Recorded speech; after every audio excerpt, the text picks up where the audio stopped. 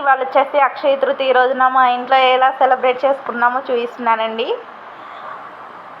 నేను ఈ విధంగా అయితే మార్నింగ్ 4:30కే లేచి పనులన్నీ చేసుకొని పూజ కంప్లీట్ చేసుకునేసరికి 8:30 అయిందండి.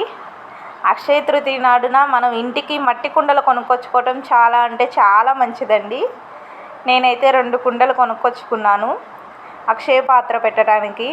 చాలామందికి అక్షయ పాత్ర అంటే ఏంటి అనేది తెలియదు, ఎలా చేయాలో తెలియదు, చేస్తే ఏమవుతుందో, దాన్ని ఎలా తీయాలో తెలియదండి.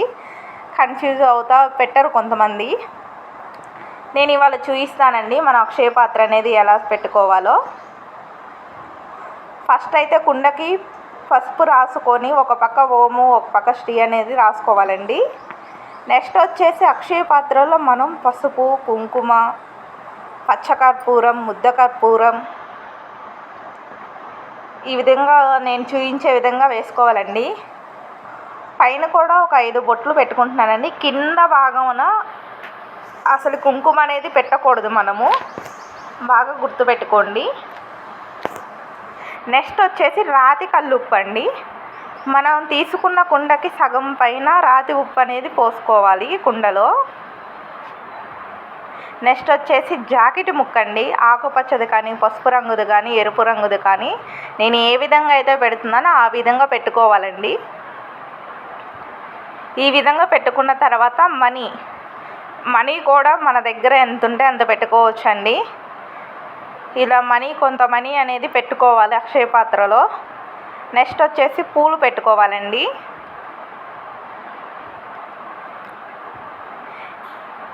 అక్షయ పాత్ర అనేది మనం అక్షయ తృతీయ నాడు బంగారమే కొనాల్సిన అవసరం లేదండి. లక్ష్మీదేవికి ఇష్టమని అన్నీ చేసుకున్నా సరిపోతుంది ఇంట్లోనే. ఈ విధంగా చక్కగా అక్షయ పాత్ర అనేది మనకు రెడీ అవుతుంది.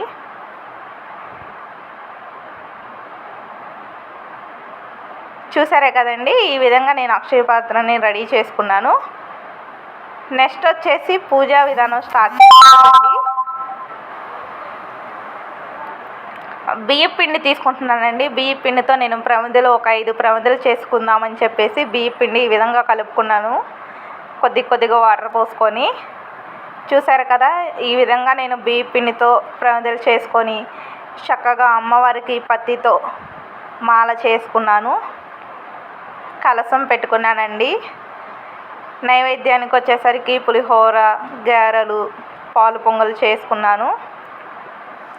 మనం ఇంట్లో చక్కగా ఇలా అమ్మవారికి అన్ని ఇష్టమైనవి చేసి పెట్టుకొని, అమ్మవారికి బెల్లం అంటే చాలా ఇష్టం అండి, బెల్లాన్ని కూడా పెట్టుకోవాలి. మనం పెట్టుకున్న అక్షయ పాత్రని మనం మంగళవారం రోజు కానీ, శుక్రవారం రోజు కానీ అస్సలు కదిలించకూడదండి. రేపు తెల్లారి అనగా గురువారం కాబట్టి గురువారం రోజు తీసుకొని మనీ అనేది మన సేవింగ్స్ అకౌంట్లో కానీ, మన బీరువాలో కానీ పెట్టుకోవాలండి. మిగతా అన్నీ వచ్చేసి పారే నీటిలో కలుపుకోవాలండి. అక్షయ పాత్ర అనేది మనం 3 నెలలకు ఒకసారైనా మార్చుకోవచ్చండి. పర్లేదు మేము కొత్తది కొనుక్కుంటాము అంటే కనుక కుండతో సహా మొత్తాన్ని కూడా మనం పారే నీటిలో కలుపుకోవాలండి.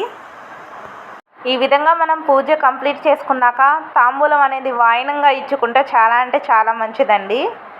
కుండలు కూడా దానం చేయాలండి ఈరోజు, చాలా మంచిది. ఈ విధంగా మనం ఇంట్లో పూజ అనేది కంప్లీట్ అయ్యాక దగ్గరలో ఉన్న టెంపుల్కి వెళ్ళేసి అయ్యగారులకి తాంబూలం అనేది సమర్పించుకోవాలండి. ఇంకోటి మట్టి కుండలో వాటర్ నిండుగా నింపి అది కూడా దానం ఇచ్చుకుంటే ఈ రోజున చాలా మంచిదండి.